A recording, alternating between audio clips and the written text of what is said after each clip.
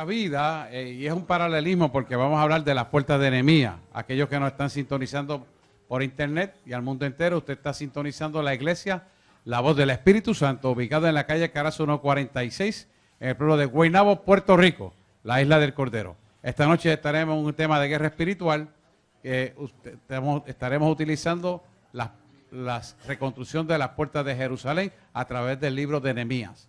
Pero como usted verá, va a haber un paralelismo entre lo que son la reconstrucción de las puertas de Jerusalén, capital de Israel, y la reconstrucción de las puertas de nuestra alma. Metafóricamente va a haber una similitud porque Dios es perfecto. Hablaremos del Antiguo Testamento en configuración a la actualización del Nuevo Testamento, utilizando ambos, el Viejo y el Nuevo Testamento. Así que no se vaya y abra su Biblia, porque estaremos usando la Biblia continuamente esta noche. El tema es las puertas de tu alma. Los que están siguiendo el manual de guerra espiritual, estamos en el capítulo 17 y es batalla sobre los muros.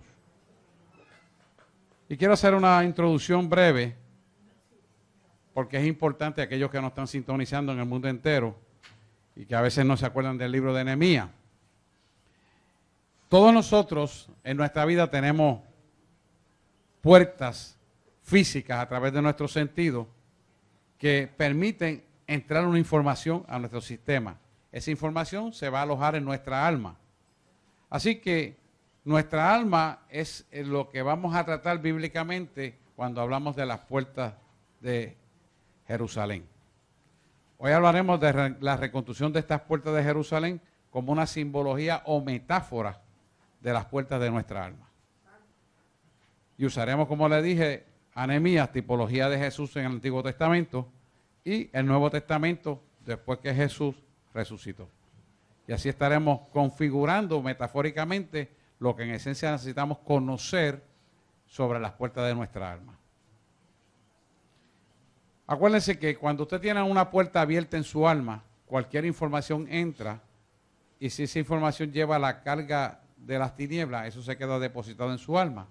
Y usted a veces piensa cosas que te dice, no sé ni por qué estoy pensando este disparate, no sé por qué voy a hacer esta acción incorrecta, porque no tiene razón de ser, es ilógico, mas eso es lo que me viene a la mente.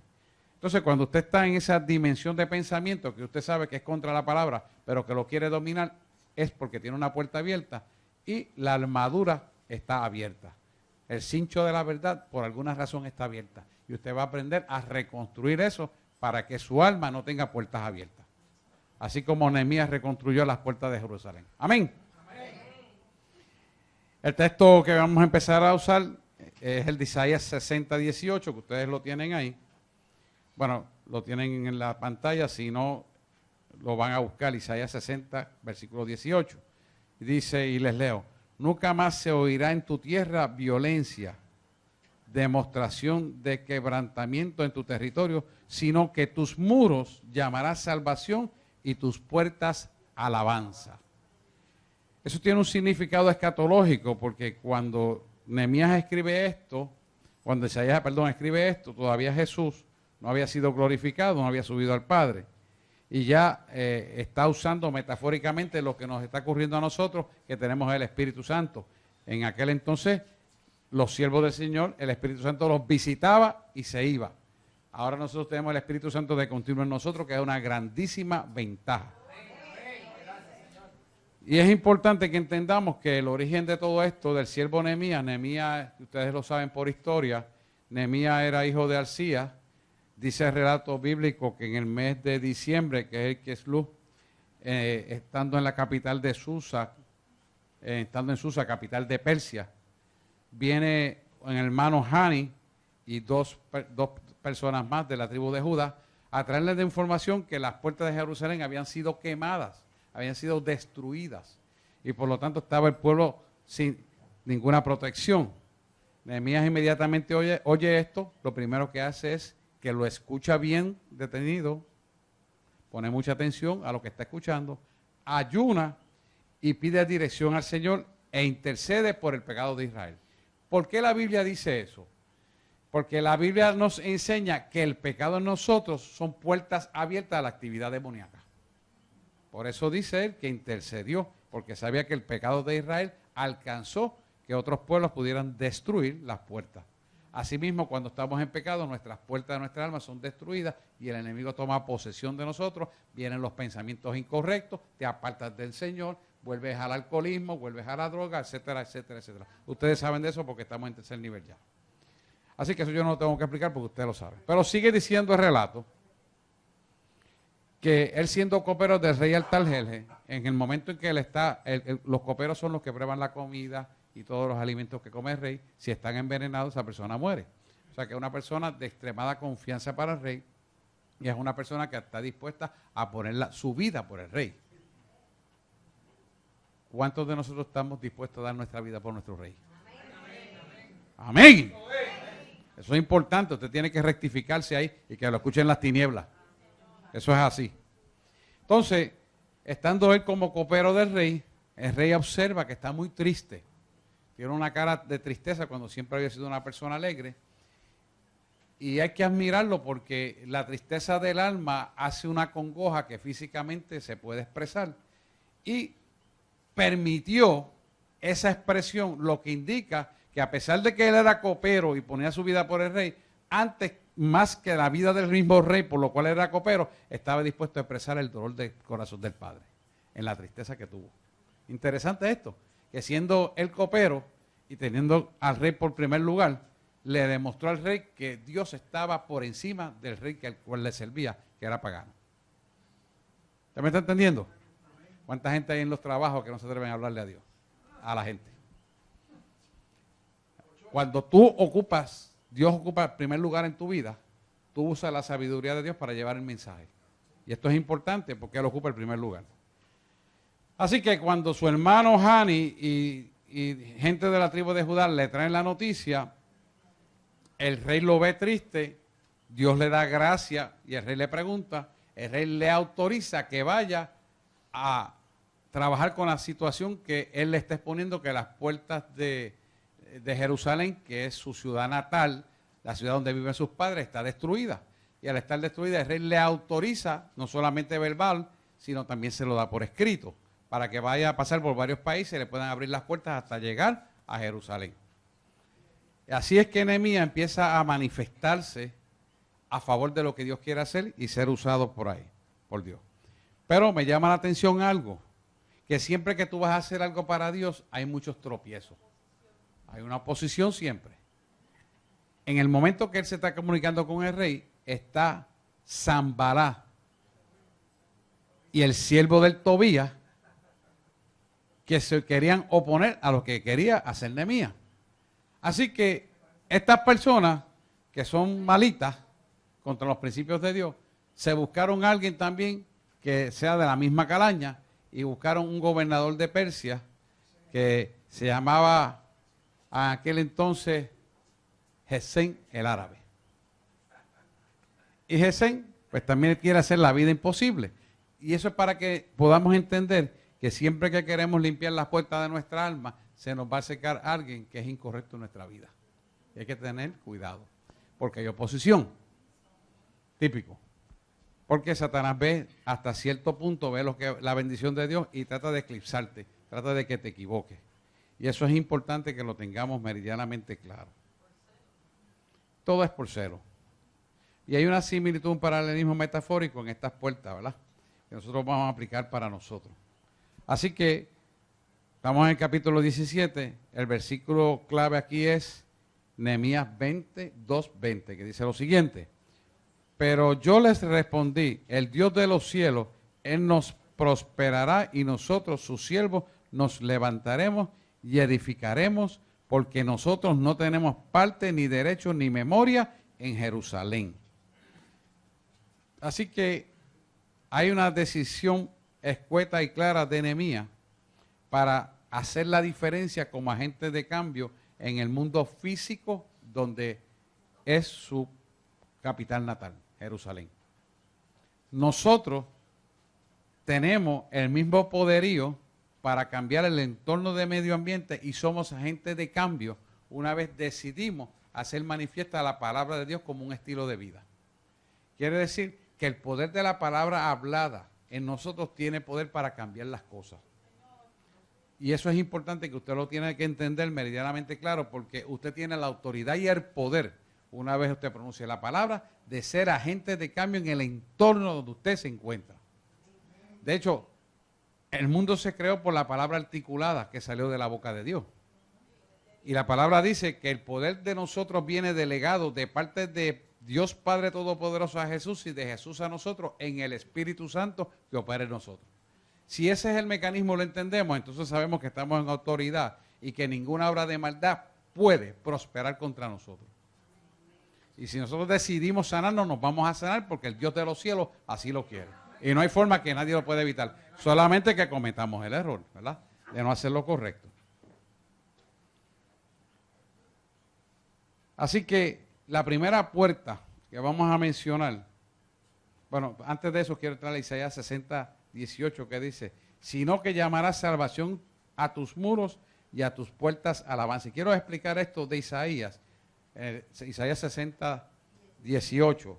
Quiero explicarlo porque esto tiene un significado muy importante.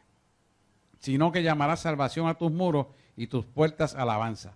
Salvación a tus muros significa que mientras tú tengas los muros de Cristo en tu vida, tú estás a salvo. Eso es importante. Los muros que Dios va a construir en tu alma, al mantenerlos firmes, no los puede derrocar nadie. Y eso te hace que alcances la salvación. ¿Y cómo tú mantienes esa salvación? Manteniendo en tus puertas alabanza. Metafóricamente quiere decir que tus acciones, que son las puertas que se abren para bendecir, se manifiestan a través de la alabanza. Porque nuestras puertas solamente son abiertas para bendecir. Si usted no tiene nada bueno que decir, no diga nada. Porque la puerta que está abriendo es para maldad, no para bien. Y que nuestras puertas son abiertas para bendecir, que eso es alabanza. Amén. Entendido esto, vamos a material. Vamos a empezar con la primera puerta. La puerta de las ovejas. Eso está en Nehemías capítulo 3, versículo 1. No vamos a virar para atrás. Usted lo marca ahí, lo busca en Nehemías 3:1. En la puerta de las ovejas tiene un significado muy, pero muy, muy, muy importante. Representa la obra de la cruz en tu vida, el fundamento de la construcción espiritual en nuestra vida. Juan 10:11 dice, Jesús es el buen pastor, vino a la tierra para defender tu vida. Dice, yo soy el buen pastor que su vida da por las ovejas. Quiere decir que cuando Él dice esto, tú tienes que entender que Él vino a la tierra para crear un fundamento de una verdad absoluta que nadie la puede hacer. Y es que Él murió por nosotros en la cruz del Calvario, pagó por tus pecados, pagó por la salvación nuestra y por nuestras sanidades, las compró con la sangre que derramó de su cuerpo. Esa sangre que se derrama del cuerpo de Jesús es la sangre que nos da autoridad contra las tinieblas, cimentado y fundamentado en el estricto amor que tenemos nosotros al Padre. A eso es lo que Satanás le tiene miedo, el amor que tú y yo le tenemos al Padre. Eso lo destruye por completo. ¿Por qué? Porque cuando amamos a Jesús por encima de todo, le estamos diciendo que todos los reinos que le fueron entregados sobre la faz de la tierra, que trató de dárselos a Jesús cuando lo llevó al pináculo de la iglesia. Y le dijo, si todos estos reinos me fueron entregados a mí, si postrado me adoraras, te lo daré a ti. Hermano, todos los días Él trata de hacer eso con nosotros. Todos los días Él trata de comprarte de alguna manera. Trata de que tú caigas en el engaño. Y es importante que tú tengas, y esto es importante que nosotros lo tengamos bien claro, porque cuando nosotros no tenemos bien claro las cosas, somos engañados. Entonces, ¿qué pasa? Si nuestras puertas están abiertas para la alabanza, están cerradas para la obra de maldad. Y no puede penetrar a nosotros. Entonces, cuando tú entiendes, yo soy el buen pastor que su vida da por las ovejas, entendemos el precio que Él pagó por nosotros. Es un precio muy alto que ninguno de nosotros lo puede pagar. Y si tú y yo no lo podemos pagar, entonces lo tenemos que atesorar con temor y temblor y apreciarlo todos los días de nuestra vida. Todos los días. Porque es algo que tú y yo no lo podemos comprar. Y si no lo podemos comprar es que den una valía demasiado de grande para despreciarla y dañarla. Muy importante que entendamos esto. Muy importante. La puerta de las ovejas te prepara y te permite vivir en la vida abundante y de salvación que Dios te da. ¿Y por qué vida abundante? Cuando nosotros vivimos en alabanza a su nombre, tú te acuestas adorando al Señor, te levantas adorando al Señor y orando. Eso hace que el entorno de tu vida cambie. Cambia por completo porque te convierte en un agente de cambio en la esfera material porque ya lo hiciste en la esfera espiritual. Y todo lo que ocurre en la esfera espiritual ocurre en la esfera material. Por lo tanto, el mundo físico, el entorno de nosotros cambia cuando caminamos en alabanza a Él. O sea, que no solamente Él nos da la salvación y los muros están cerrados y las puertas están cerradas de nuestra alma para la maldad, sino que trastoca eso para que vivamos la vida abundante. ¿Y por qué? Porque invadimos el territorio de las riquezas de Satanás y empezamos a poseer esas riquezas de Satanás para bendición nuestra cuando entramos en alabanza. Porque al entrar en alabanza, tú y yo no peleamos, el que pelea la guerra es Dios y sus ángeles. Y los ángeles van a batallar en favor de nosotros. Si tú tienes que ir a un sitio y tienes que hacer algo o hablar en una corte, tú entras en alabanza y al entrar en alabanza Dios te da la sabiduría de lo que vas a hablar porque Dios va a hablar por ti. Si tienes que tomar una decisión, Él la va a tomar por ti en favor porque tú estás en alabanza. ¿Pero y por qué es eso? Porque cuando tú la alabas, el entorno cambia. No importa que ese tipo sea un Buda, no importa que sea un incrédulo, no importa que sea un impío. Dios cambia el entorno. Dios lo cambia. ¿Por qué? Porque ya tú decidiste alabarle a Él, tus puertas están cerradas, estás en alabanza, el entorno es desplazado porque la fuente de poder en el medio de la alabanza desplaza la obra de maldad alrededor y se va afuera. Y no lo has mandado fuera en el nombre de Jesús. Sencillamente se desplaza porque el poder de la alabanza destruye la obra de maldad. El salmista dice, el poder de la alabanza hace que se deshaga la obra de maldad como se deshace el humo delante del viento. Entonces, cuando tú estás en esa tesitura, tú sencillamente lo que haces es alabar. Y corren. Se tienen que ir por obligación. Huyen. Hasta los brujos se van. ¿Por qué? Porque cuando tú estás en alabanza, que representa la obra de la cruz del Calvario en tu vida, el fundamento de la construcción espiritual que lleva a la alabanza destruye la obra de maldad. ¿Estamos de acuerdo aquí? ¿Estamos claros aquí? ¿Cómo ocurre el sistema? Ok. Vamos a la próxima puerta. La puerta del pescado. Esto representa el testimonio. El testimonio. Vámonos a Mateo 4:19. Mateo 4:19. Alguien que, Martín, léeme Mateo 4:19, por favor.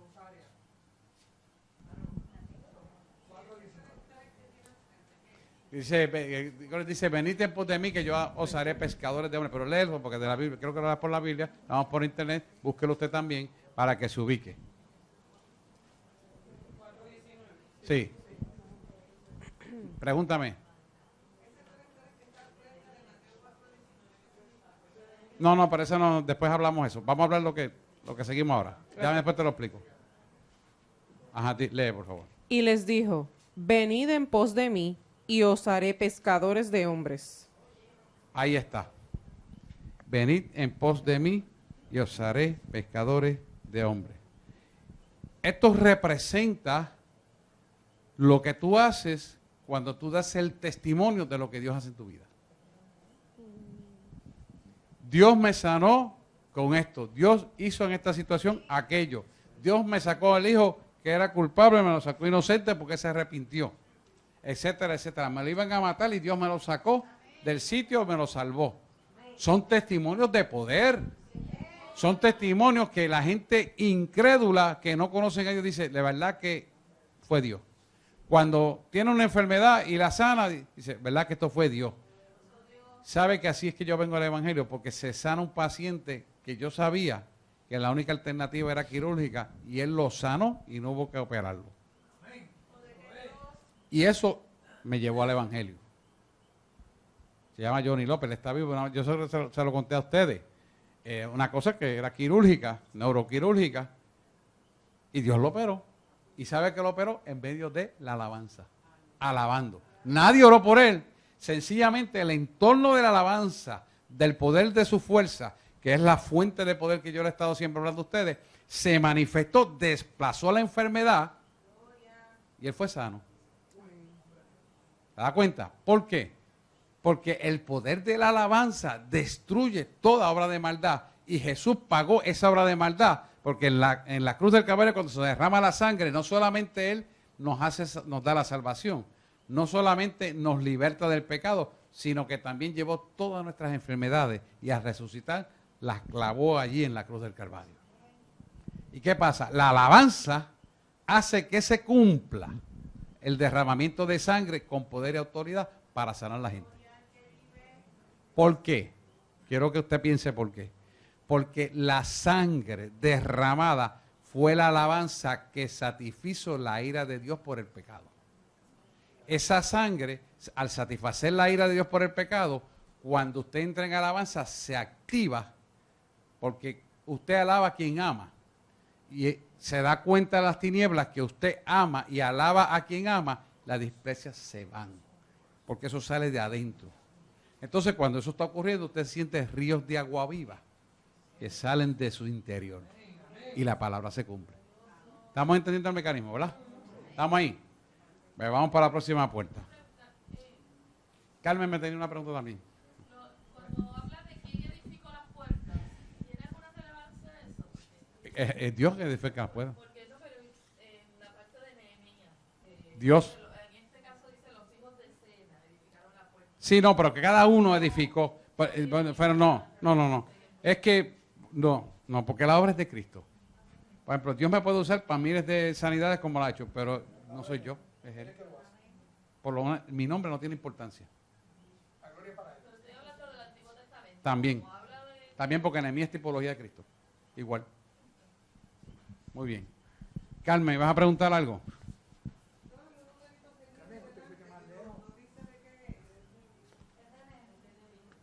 Nehemías. Entonces, Nehemías y eso es lo mismo. ¿Nehemías y quién? Y, por ejemplo, dice la puerta de las ovejas, dice 3:1. Pero ese es Después Nehemías. coma. Nehemías 3:1, que es el relato. O sea, que Nehemías es el relato y el 3, y Ne- después Juan Capítulo 10:11, 3, versículo 1, explica la puerta de la cual le estoy hablando, que es la puerta de las y ovejas. después Juan 10:11 tiene que ver con eso. Juan 10:11 es el paralelismo que se consigue en el Nuevo Testamento. Ok. Porque el Antiguo Testamento es un espejo del Nuevo Testamento, o el Nuevo Testamento es un espejo del Antiguo Testamento. Es lo mismo, como quieras verlo. Es lo mismo. Y pastor, yo no sé si yo estoy mal, pero todavía yo no puedo visualizar a Dios como un Dios de ira. Él es amor. Él ¿Cómo no es la cosa? No, nadie dice que Dios es de ira. Bueno, usted lo acaba de decir. Nadie, no, espérate.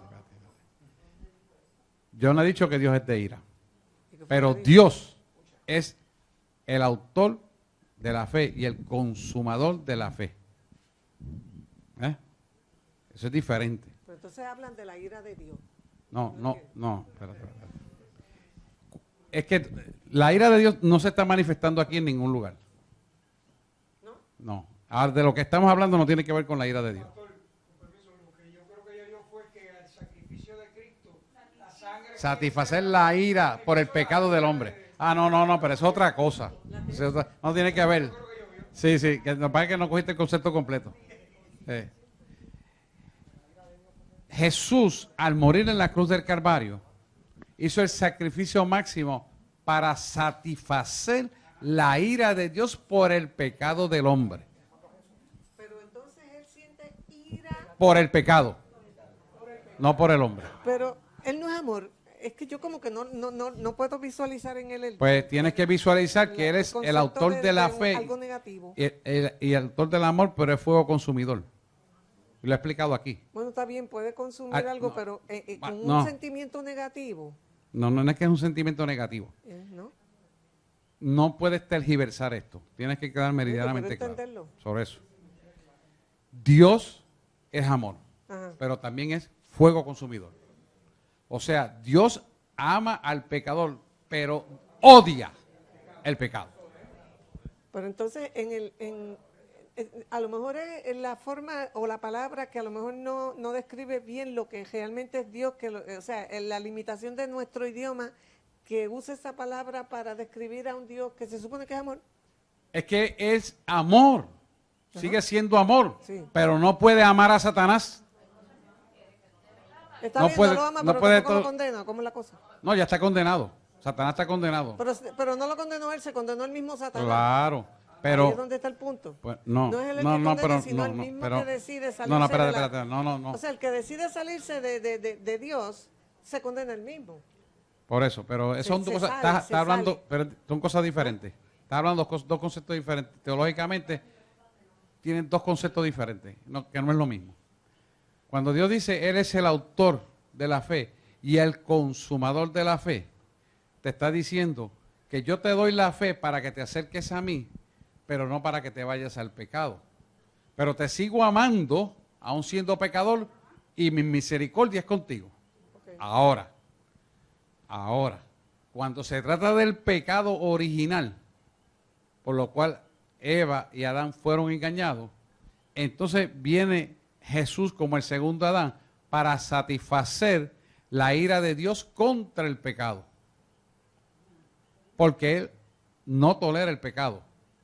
Y es importante entender esto. Por eso cuando usted ve que dice, Lama Sabactani, Dios mío, ¿por qué tú me has desamparado? Es que Él siendo hombre y siendo totalmente Dios, se quedó la parte carnal del pecado y se desprendió la parte espiritual y el cuerpo estaba solo morando el pecado. Por eso es que podemos decir que Dios no tranza con el pecado, pero ama al pecador.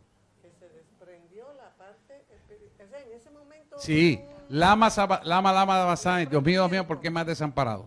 Yo he explicado esto aquí. Pero si alguien tiene dudas, se lo vuelvo a explicar. Esto me estoy saliendo del tema porque no quiero seguir con las ovejas. Dime. Voy por aquí, Orlando. Yo creo que a lo mejor no para concluir, sino para sellar algo, la palabra en Romanos dice que por cuanto todos hemos pecado, hemos sido destituidos de la gloria de Dios. Y es a través de Jesucristo que nosotros conseguimos la gracia y el favor de Dios. Dios los bendiga. Pero la palabra dice exactamente que Jesús vino y fue instituido Él mismo, porque Jesús es la Trinidad completa, hecha hombre. Es Dios en forma de cuerpo, totalmente Dios y totalmente hombre. Vino para morir por nosotros los pecadores, pero no para que el pecado se enseñoreara del mundo. Entonces, Él aplaca la ira de Dios por el pecado para que el mundo no fuera destruido. Eso lo dice la palabra y yo lo he explicado muchas veces. Entonces, al aplacar la ira del pecado, muere Jesús, paga a precio de sangre por nosotros los pecadores y nosotros venimos a recibir por misericordia la salvación cuando venimos a Cristo y nos arrepentimos del pecado. Ahí es donde está el detalle. Pero de que Dios no tolera el pecado y que tiene ira contra el pecado, la va a tener siempre, porque por eso mismo condenó a Satanás. Satanás ya fue condenado. La sentencia está dictada. Lo expulsó del cielo. Y todo el que se alíe con Satanás cae en la ira de Dios. Mira, más sencillo para que puedas entender. ¿Qué pasó con el de los Beatles que dijo que era más grande que Dios? ¿Qué pasó con Marilyn Monroe que se creyó más grande que Dios? Y por ahí para abajo con un montón de gente más. El del Titanic. No, este barco no lo hunde nadie. Ni Dios siquiera lo hunde. Y un iceberg lo partió. El mismo. Eso es una manifestación del poder de la ira de Dios.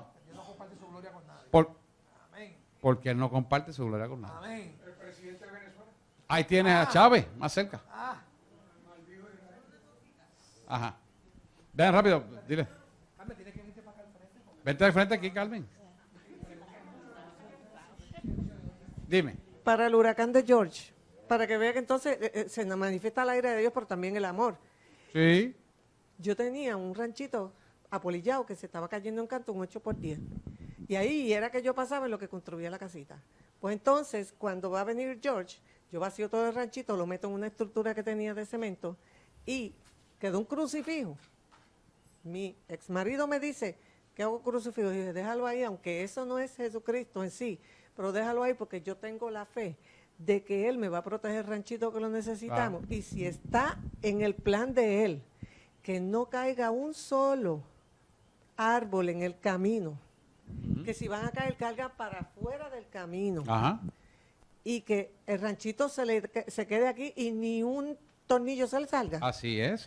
Pues que se haga según su voluntad. ¿Sabe que adjunta casi se quedó todas las casas sin techo? Todas en George. Y mi ranchito ni se mojó por dentro, ni se le cayó un clavito y toda la polillita estaba allí. O sea, lo que quiero decir es que todo el mundo, nadie podía entender por qué ese ranchito tenía que estar más allá arriba del bosque Aguilarte, fuerte. que llegó a Ponce, y el ranchito estaba intacto, ni siquiera la casita del perro se cayó. Sí. Toda la maleza, lo creo. todo estaba. Y cuando entramos, no había ni una astilla en el camino. Todos los árboles se cayeron para afuera, no para en el camino. Así que yo estuve clara de que Dios De que el estaba amor de allí. Dios te cubrió. Sí, señor. Eso es así. Muy bien, seguimos. Vamos a hablar de la próxima puerta. La puerta, ya le hablé de la puerta del pescado, ¿verdad? El testimonio, ahí vieron un testimonio que Carmen acaba de dar. Vamos a hablar de la puerta vieja. La puerta vieja es interesante porque está en Nehemías 3, capítulo 3, versículo 6. Y el paralelismo metafórico lo vamos a ver en Romanos 6, por favor, para que me consiga Romanos 6, del 1 al 23. Déjame yo buscarlo aquí también. ¿Qué puerta es, pastor? ¿Cuál puerta estamos hablando? La puerta vieja. La puerta vieja va a representar el cambio de la antigua naturaleza a la nueva naturaleza. Eso está en Nehemías 3:6. Búsquense Romanos 6.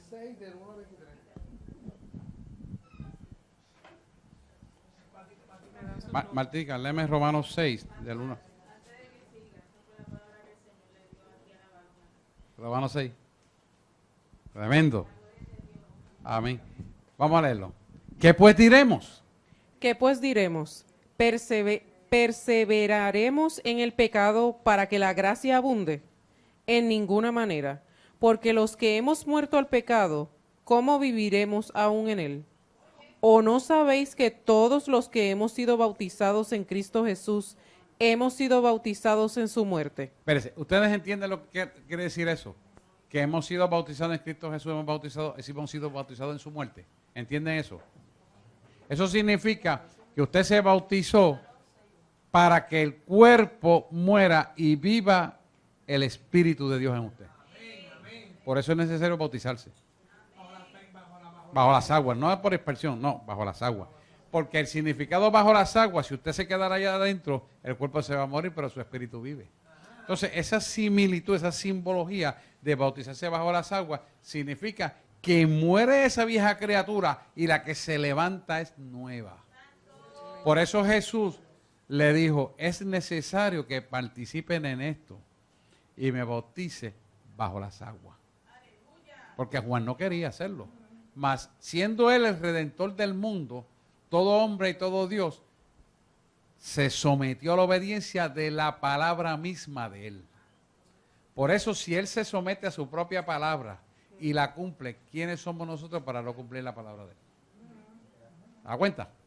Qué importante que lo podamos ver. Sigue leyendo, Martica, por favor. Porque somos sepultados juntamente con él para muerte por el bautismo, a fin de que como Cristo resucitó de los muertos por la gloria del Padre, así también nosotros andemos en vida nueva. Porque si fuimos plantados juntamente con él en la semejanza de su muerte, así también lo seremos en la de su resurrección. Sabiendo esto, que nuestro viejo hombre fue crucificado juntamente con él, para que el cuerpo del pecado sea destruido, a fin de que no sirvamos más al pecado, porque el que ha muerto ha sido justificado del pecado. Y si morimos con Cristo, creemos que también viviremos con Él. Ok, párate ahí, dame un segundito. Vamos a explicar esto. Viviremos con Él. Y usted va a decir, pero si yo estoy aquí en la tierra, Él está allá arriba. La lógica le puede decir eso. Pero te está viviendo juntamente con Él. Porque la palabra dice que Él está sentado a la diestra del Padre e intercede en favor de nosotros. Quiere decir que tú y yo tenemos el Espíritu Santo, vamos a Jesús pidiéndole al Padre en el nombre de Jesús, y todo lo que pidéis al Padre en el nombre de Jesús os será concedido. ¿Por qué? Porque hemos muerto a lo que éramos y nacidos a lo que somos. Ahora bien, párense ahí. Estamos en estos cuerpos. Vamos a ser levantados como iglesia en un arrebatamiento. Es el poder de la resurrección el que se va a manifestar. Pero en la actualidad, tú y yo caminamos en el poder de la resurrección. Esto hay que verlo como es. ¿Por qué? Porque Dios es un solo tiempo. Tú y yo vivimos en 3 tiempos, presente, pasado y futuro. Pero Dios es un solo tiempo. Entonces, en la fecha actual que vivimos, que es el presente de Dios, que yo siempre le digo, el aquí y el ahora, ese presente hace que tú tengas la autoridad de Cristo de la resurrección. Entonces, viene un muerto y usted le va a decir, en el nombre de Jesús, declaro a ese cuerpo inerte sin vida que viva por el poder de la palabra de Dios en el nombre de Jesús. Y el muerto se levanta. ¿Por qué? Porque vivimos en el tiempo presente del poder de la resurrección. ¿Hay alguien que tenga duda de esto? Porque usted no se puede ir con la duda, porque aquí hay pastores, maestros, evangelistas. Ustedes tienen que ser bien preparados.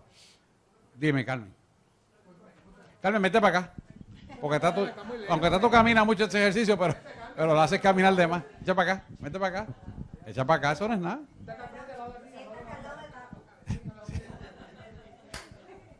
¿Tú quieres que Tato se baje más? Mira qué flaco estoy.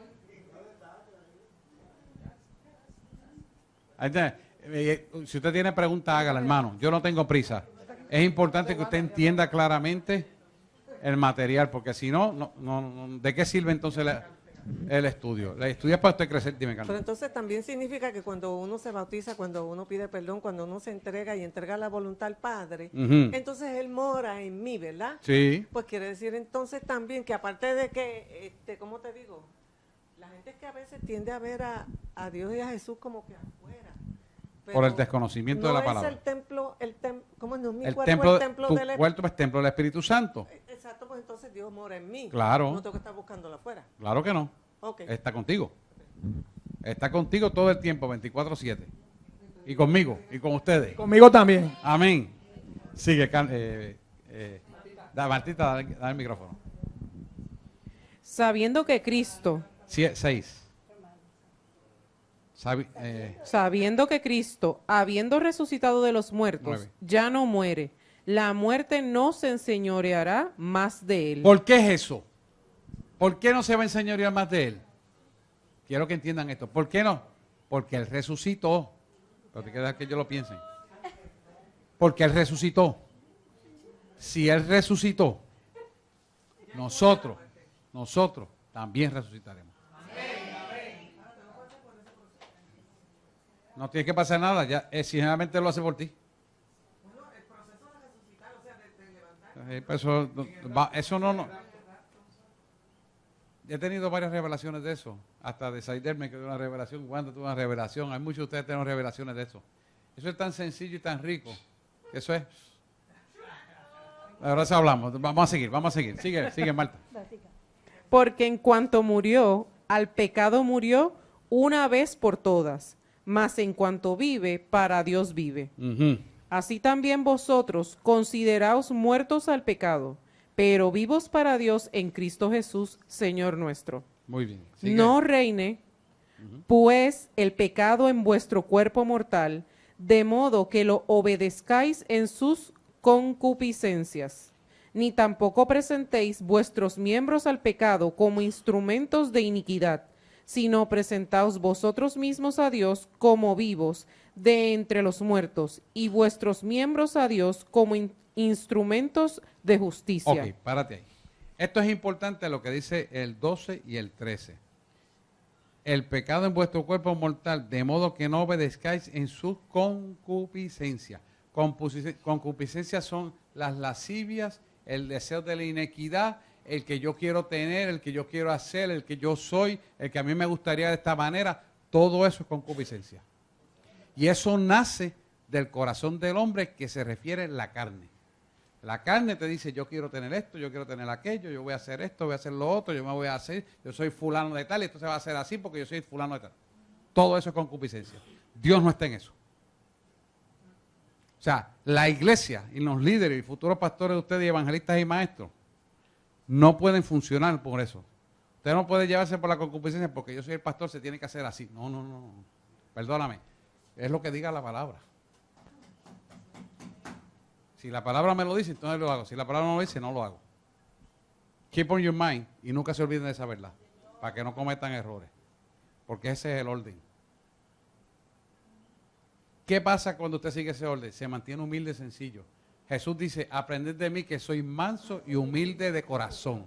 Y era Jesús, Dios Padre Todopoderoso. ¿Ok? Seguimos, Martica. Porque el pecado no se enseñoreará de vosotros, pues no estáis bajo la ley, sino bajo la gracia. ¿Qué pues? ¿Pecaremos porque no estamos bajo la ley, sino bajo la gracia? O sea, que tú vas a hacer las cosas mal y como supuestamente, entre comillas, no sucede nada, estás en la gracia, sigues haciendo lo malo. Pues ¿sabes qué? Al final lo vas a tener que rendir cuenta a Él. Porque Él juega vivos y muertos. Más rápido tenemos. Sigamos. En ninguna manera. ¿No sabéis que si os sometéis a alguien como esclavos para obedecerle, sois esclavos de aquel a quien obedecéis? Sea del pecado para muerte o sea de la obediencia para justicia.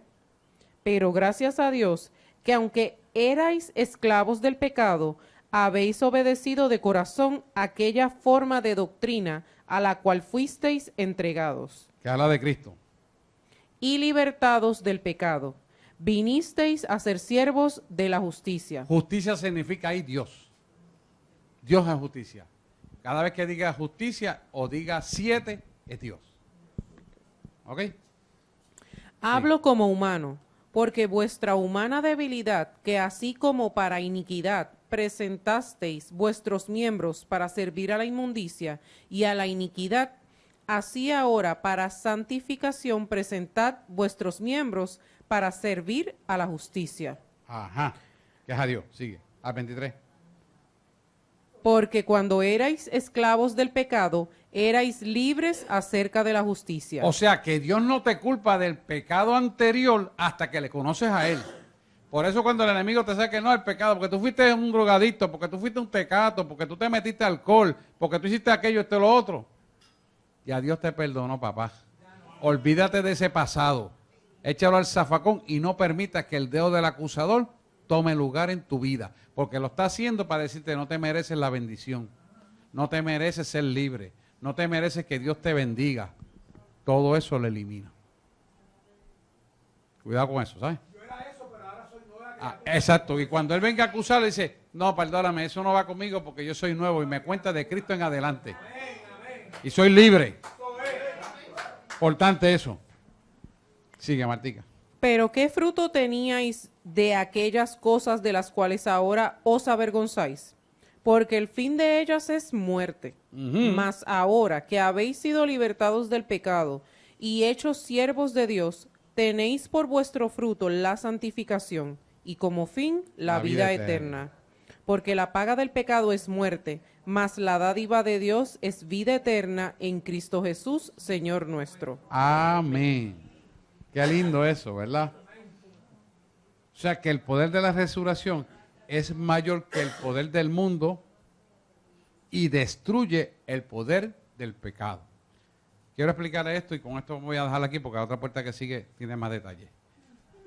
El poder de la resurrección no solamente vence al mundo, no solamente destruye el pecado, sino que asegura tu salvación donde quiera que estés. O sea, ¿qué profundidad tiene esto? Pueden venir contra ti a hacer lo que el enemigo ponga en la mente a la gente. pero no lo podrán hacer. Porque la pelea no es contigo, sino es con el Dios que tú le sirves. Y el Dios que tú le sirves mora en ti con el poder de la resurrección. Y el poder de la resurrección vence todas las potestades. ¿Por qué? Porque Colosenses 3 dice claramente que cuando Él resucitó, exhibió públicamente todas las potestades, triunfando sobre ellas en la cruz del Calvario. Eso significa que todas esas potestades significaban todo lo que era pecado, todo lo que era enfermedades, y venció lo que nunca el hombre había podido vencer hasta que Jesús resucitó, que era la muerte. Esas tres cosas que presentan exactamente la Trinidad venciendo la obra de maldad, las llevó Jesús en la cruz del Calvario por ti y por mí. Por lo tanto, tú tienes el poder de vencer toda obra de maldad, vencer toda enfermedad y vencer todo pecado. Y no hay ninguna obra de oscuridad podrá ir contra ti, porque las tres cosas Dios las venció. Y el que está dentro de ti las venció. Por eso Él te dice, confíate en mí que yo he vencido al mundo. Y si Él está ahí a través del Espíritu Santo, ¿contra quién es que están peleando? Contra Dios. ¿Verdad, Yesenia? ¿Qué es contra Dios? Pues entonces no hay que tener preocupación. Porque si Dios es el que pelea la batalla por ti, preocúpate tú de caminar derecho frente a Dios para que Él pelee por ti. No te dice, venid los cansados y trabajados a mí, que yo os haré descansar. Ligera es mi carga y fácil mi yugo. Pues vamos a soltártelo a ti. El que invita no es el que paga. Pues Dios te llamó. Tú no te llamaste, Él te llamó. Y si te llamó es para bendecirte. Pues camina en la verdad, cumple la palabra y deja que Dios haga el trabajo. Ten paciencia, porque una de las virtudes que necesitamos para que Dios haga las cosas es mostrarle paciencia, porque en la paciencia se perfecciona nuestra fe en Él. Por eso, cuando Dios te va a bendecir con algo, vienen muchas piedritas por el medio y tropezones. Y tú dices, oye, que así no puedo llegar a hacer aquello. Y eso quiere decir que estás en la voluntad de Dios y el enemigo no quiere. Pero ¿sabes qué? El tiempo postrero va a ser mejor. Y vas a triunfar en medio de la adversidad. Y vas a tener feliz. ¿Por qué? Porque obedeciste a Dios, Él peleó la batalla por ti y te bendijo con toda bendición. Y cuando Dios abre una puerta, no hay quien la cierre. Y cuando Él la cierra, no hay quien la abra. Amén. Dale un aplauso al Señor. Voy a las preguntas ahora. Vamos a la pregunta aquí. He escuchado algunas veces decir que no debemos pedirle paciencia a Dios porque eso es pedirle que nos mande más pruebas. Nosotros... Y me da miedo pedir paciencia. Ajá. Pero como quiera, pide paz. Pero déjeme explicarle algo. Cuando usted le pida algo al Señor, el Señor sabe cómo dárselo y qué tiempo dárselo. Y Él tiene, como yo le expliqué el domingo, Él se para al lado del termostato y sabe hasta dónde está. Exacto, ahí que voy. Ahí está en el regulador del termostato de temperatura, parado, para saberle hasta dónde le va a dar el calor a la hornilla o al fuego. ¿Para qué? Para que maduremos y crezcamos. Y la paciencia es una virtud que todo creyente tiene que cultivar, porque es a través de esa paciencia que se desarrolla nuestra fe. Yo le expliqué a ustedes lo que está pasando conmigo y la metida de patas que hice, ¿verdad? Con la pastilla que busqué para ayudarme. Y que se ve que me puse peor. Y le pedí perdón. Se lo doy como un testimonio. ¿Por qué? ¿Qué me pasó? ¿Por qué me tomé la pastilla? Porque era, ¿qué? Impaciente. Entonces, me quería saber, ¿verdad? Sé mucho el mecanismo neurológico. No, negrito, no es como tú digas, es como yo digo. Y me dio contra el piso. Yo soy el creador de la ciencia. Aprendí a no ser bruto. Entonces quiere decir que usted no va a recibir ningún tratamiento de ahora en adelante para nada. No, no estoy diciendo eso. No estoy diciendo eso. La situación debe actuar. No. Dios permite que la medicina exista porque es creada por Él y tiene un propósito. Pero cuando Él termina una prueba, como la que yo estoy ya saliendo de ella, yo no puedo buscar atajo. Buscar atajo es buscar un medicamento que me acorte las cosas para sentirme mejor. Déjame explicar el testimonio. Yo tengo una prueba del Señor de paciencia. Sí, pero yo se lo he explicado a ustedes aquí. Entonces, ese ejemplo que les doy a ustedes es para que ustedes puedan entender que cuando Dios da una prueba, en la prueba hay que tener paciencia, porque en la paciencia se madura nuestra fe y crece. ¿Qué pasa? Uno como científico, conocedor de medicina, trata de buscar unas cositas para ayudarse y no es lo que él quiere. Entonces permitió que, siendo supuestamente correcto lo que iba a hacer, lo hice incorrecto, me puse peor. ¿Por qué? Porque él lo permitió, para mostrarme que yo tengo que tener la paciencia y hacerlo en la forma que él quiere para que yo pueda desarrollar fe, más en él. ¿Da cuenta? Es una muestra. Yo se lo traigo a ustedes de testimonio, porque usted tiene que crecer en eso. Hoy soy yo, mañana le tocarán a ustedes, y ustedes tienen que hacer lo mismo, y van a superarlo. Y le dije las dos cosas que él me mostró, para que yo entendiera, y yo tengo que tener paciencia en lo que está haciendo conmigo, y tolerarlo, y no quejarme. Gracias, Señor, porque me ha dado la oportunidad de servirte, y esto es para tú establecerme a lo que tú quieres hacer. Pues sigo ahí gozándome con él y alabándolo. No voy a decir, pero con que a mí, bendito, pero tú sabes que es que ahora tengo que predicar, ¿cómo va a ser que yo me voy a quedar sin aire? No, Señor, es como tú digas. Si Él me llamó, pues Él hace lo que Él quiera. ¿Por qué? Porque yo soy esclavo de Él. Yo le sirvo a Él, Él es mi dueño. Yo le rendí todo a Él, pues yo tengo que hacer lo que Él me diga. Y Él no me va a fallar. Él es Dios. Nosotros. Y le digo la metida de pata, para que usted sepa. Así que quiero dejarla con la puerta de la puerta vieja, que representa los cambios de la antigua naturaleza a la nueva. Y lo vamos a empezar el próximo martes en la puerta del valle. Para que usted pueda... Próximo martes seguimos con la puerta del valle. ¿Están preguntas? ¿No hay más otra pregunta? Mire, la paciencia acaba con el miedo, ¿saben? La paciencia acaba con el miedo y aumenta la fe. Y la fe es cimentada y se fortalece en el amor de Cristo. Cuando le amamos de verdad, tenemos fe y la fe nos sostiene. El justo por su fe vivirá, vivirá, vivirá. Lo dice la palabra.